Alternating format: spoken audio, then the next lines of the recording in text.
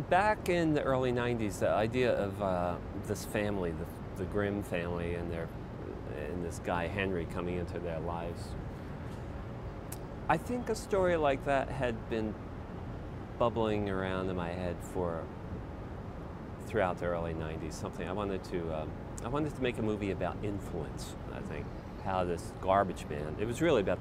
It's called Henry Fool, but that first one is really about Simon, the poet.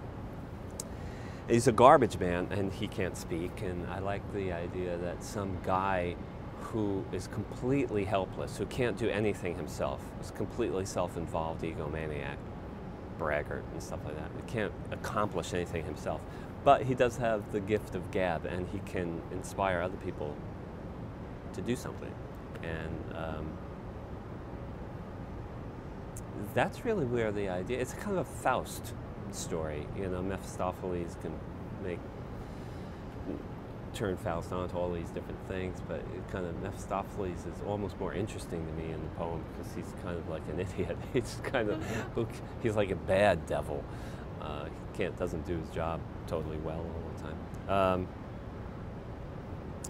So that's kind of where it started, and then just kind of once I started bringing these other characters in, and Parker Posey's character, Faye, became so rich so quickly in the writing. But then when I brought her in to play it, by the time we finished that film, I said, I'd really like to make a movie about her because she's interesting.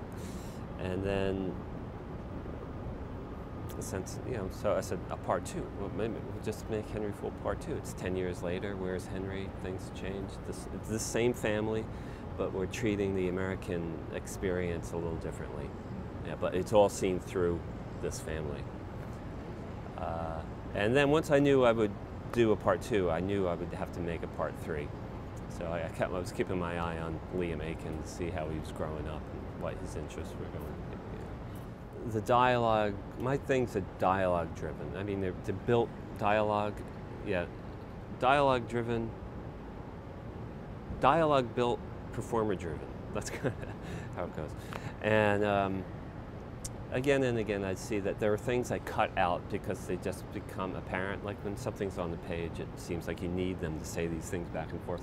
But then by the time you've shot it and you cut it together, you're like, that's apparent already, that's already clear. That kind of thing.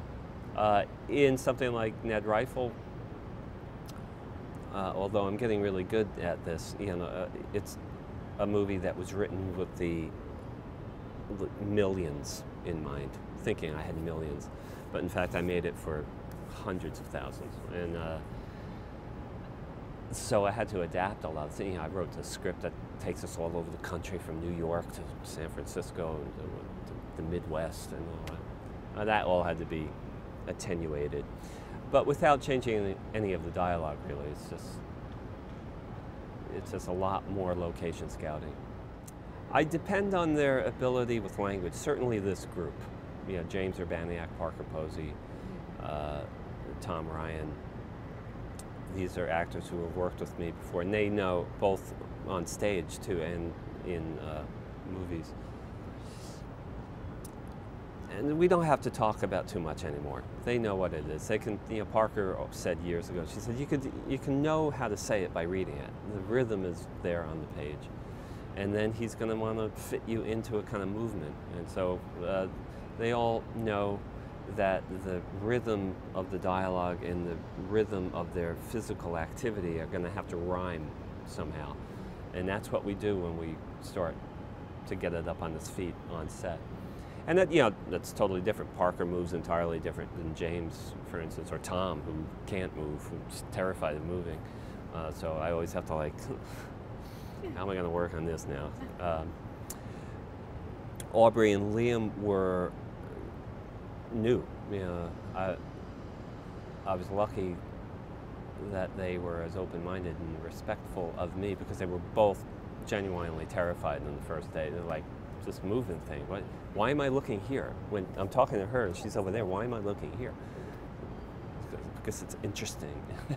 And they got it. Once they could do it, actually, and once I showed them, so I actually took them aside and showed them the monitor sometimes.